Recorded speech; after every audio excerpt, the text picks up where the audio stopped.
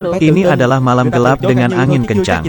Seorang pria, Aman, dengan lampu penembang di kepalanya, berjuang menyeret tubuh istrinya, Mimi, melakukan perjalanan keras di hutan belantara. Setengah jam kemudian akhirnya Aman ini menemukan lubang besar. Setelah dia menggali cukup dalam lubang itu, dia pun memasukkan mayat istrinya Mimi itu ke dalam lubang tersebut. Masalah pun selesai. Aman pun bernapas lega. Sambil istirahat dia pun merokok. Siapa sangka seekor serangga merangkak di atas tangan istrinya. Mata istrinya pun berkedip. Melihat hal itu, Aman ini pun kaget menggigil. Mayatnya benar bergerak atau mata saya yang salah? Apakah istrinya belum mati?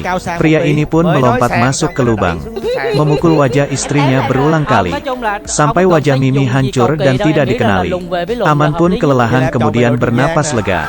Setelah mengemasi barangnya, dia pun pulang mengendarai mobil. Aman masuk ke dalam rumah. Dengan lega duduk di atas sofa, menyalakan rokok, lalu menyalakan TV. Mimi di rumah tidak berani menonton acara kartun. Setelah Aman menonton kartun beberapa saat, Aman merasa haus. Dia pun berjalan menuju arah kulkas, mengambil sekotak susu. Tiba-tiba saja dia melihat Mimi istrinya, tanpa ada cedera duduk di atas kursi. Aman pun kaget dan memuntahkan susu di mulutnya. Susu yang ada di tangan pun terjatuh di lantai. Aman pun mendekati istrinya, yang pulang tanpa cedera sedikit pun. Aman pun begitu berani menghadapi keadaan ini. Dia berjalan dan duduk di depan kursi istrinya, ingin melihat bagaimana Mimi membalasnya. Mimi bahkan tidak mengungkit sama sekali bagaimana dia dikubur. Mimi kemudian berdiri, berjalan menuju kulkas. Pria yang merasa bersalah ini menoleh. Ternyata sebenarnya tujuan utama Mimi bukan dirinya, tetapi melainkan dapur rumah. Sejam kemudian, Mimi yang sudah lama tidak memasak di dapur, mengeluarkan semua bahan dari kulkas dan membuat banyak masakan. Meja makan besar dengan 60 meter, ditutupi penuh oleh makanan. Mimi memotong sepotong daging dan memberikan kepada pria ini. Aman yang baru saja mengubur istrinya pun kelaparan. Melihat daging sapi di depannya, dia pun mengambil pisau makan dan mulai memakannya. Mereka pun makan selama 2 jam. Aman seperti baru saja bereinkarnasi. Seluruh makanan yang ada di meja habis tidak bersisa. Kemudian menuangkan secangkir kopi. Saat ingin meminumnya, tidak disangka Mimi mengambil kopi tersebut dan menariknya di hadapan sendiri, menambahkan 7-8 sendok gula di dalam kopi itu. Aman pun tidak menolaknya. Kopi manis itu habis dengan sekali tegukan. Mimi yang melihat suaminya menghabisi semua masakannya, akhirnya tersenyum puas. Aman yang melihat istrinya tersenyum lalu memaafkan diri sendiri, lalu mengeluarkan sebatang rokok, menunduk lalu menyalakannya. Tiba-tiba saja Mimi sudah berdiri di atas meja. Dengan sekali tendangan, Aman yang belum siap itu pun terbang 7 atau 8 meter. Kepalanya pusing dan mulut mengeluarkan darah. Mimi pun langsung melompat. Aman yang baru saja mengubur istrinya. Akhirnya Aman yang menyadari istrinya hidup kembali, menjadi King Kong Barbie, melompat dan ingin menginjak kepala Aman. Untung saja Aman menghindar. Untung saja Aman sempat bereaksi, menghindar dan berguling. Terdengar suara injakan kaki di lantai.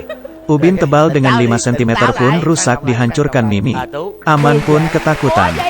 Aman pun merangkak berdiri, berlari keluar. Melihat Aman yang akan berlari keluar, Mimi pun melempar sepasang pisau, melempar ke arah Aman. Saat pisau menancap di dinding, Aman pun lari. Mimi pun berhasil menggendong suaminya yang kuat, seperti menggendong anak ayam, dan melemparnya sejauh 7 atau 8 meter. Aman dilempar ke sana kemari. Akhirnya dia mendapatkan kesempatan kabur. Aman yang panik, dengan cepat masuk ke dalam toilet dan mengunci pintu. Tidak lama kemudian Mimi pun telah berdiri di depan toilet, dan mulai mendobrak pintunya. Tidak lama kemudian pintu kayu itu terjatuh dan roboh. Melihat tidak ada lagi jalan keluar, dan kemarahan istrinya, Aman menarik bel jam dinding, mengambil kesempatan saat Mimi tidak memperhatikannya, membuat Mimi tersungkur dan tidur kembali.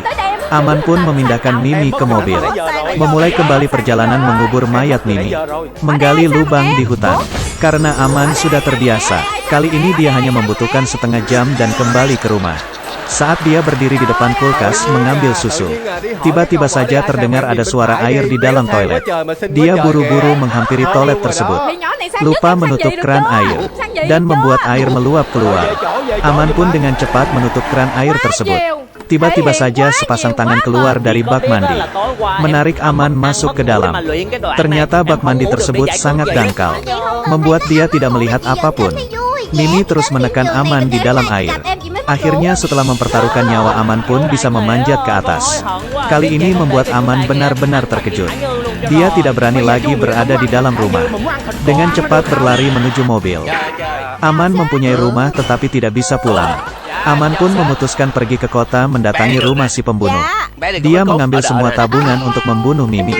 Setelah mendapatkan uang, pembunuh pun langsung bergerak. Aman pun dengan lega berjalan pulang ke rumah. Saat perjalanan pulang, dia bertemu dengan seorang polisi. Bercak darah memenuhi seluruh mobil Aman. Masih ada luka segar di wajahnya. Kalau polisi melihat dengan cermat, dia pasti akan ketahuan. Saat yang menegangkan, Aman pun mempunyai ide. Dia mengatakan kemarin adalah hari wanita. Sebagai suami yang baik, membiarkan istri memukulnya, apakah masuk akal? Melihat Aman baru saja dipukul istrinya, polisi pun tertawa dengan keras, lalu melepaskan Aman. Saat malam tiba, Aman pun kembali ke rumah. Pembunuh ini sangat menepati janjinya menyelesaikan misi ini. Dia pun melihat istirahat sudah tidak sadar di atas sofa. Aman mengubur kembali Mimi di dalam hutan, menyalakan sebatang rokok. Dia pun pulang ke rumah. Sesampainya di rumah, Aman baring di atas kasur dan tertidur. Dia mendapatkan sebuah mimpi aneh. Di dalam mimpi dia dikejar oleh sekelompok militer. Dia menemukan satu buah telepon di depannya. Dia pun menghubungi istrinya meminta bantuan. Saat Aman terbangun dari mimpinya, dia baru menyadari kalau istrinya Mimi hidup kembali menempel di atas langit rumah. Mimi yang berpakaian seperti seorang pembunuh mendarat turun tepat di atas tubuh Aman dan memukulnya. Aman pun mencoba melawan, memukul Mimi dengan menggunakan botol kaca. Aman kembali mengubur istrinya. Sesampainya di rumah, Mimi hidup kembali. Khawatir istrinya hidup lagi, Aman pun mencari peralatan, memotongnya menjadi 8 bagian. Aman yang telah terbiasa dengan hutan, tidak menyangka Mimi yang telah terpotong bukan hanya hidup kembali, Mimi bahkan belajar sesuatu. Lengannya bisa terlepas dengan sendirinya, seolah bola meriam dikirim ke wajahnya. Sudah tidak ada jalan lain. Akhirnya Aman pun mencari minyak dan membakar istrinya. Mimi yang sudah terbakar, hidup dan duduk di atas mobil Aman, melihat dengan mata sendiri Mimi yang tidak bisa mati. Aman pun menghela nafas, bersiap menyalakan rokok. Mimi menghembuskan api dari mulutnya. Rokok api pun seketika menyala. Aman melihat rokok yang ada di tangannya. Muncul ide di dalam otaknya. Sepertinya bagaimanapun dia memperlakukan istrinya Mimi, Mimi akan hidup dan membalasnya kembali.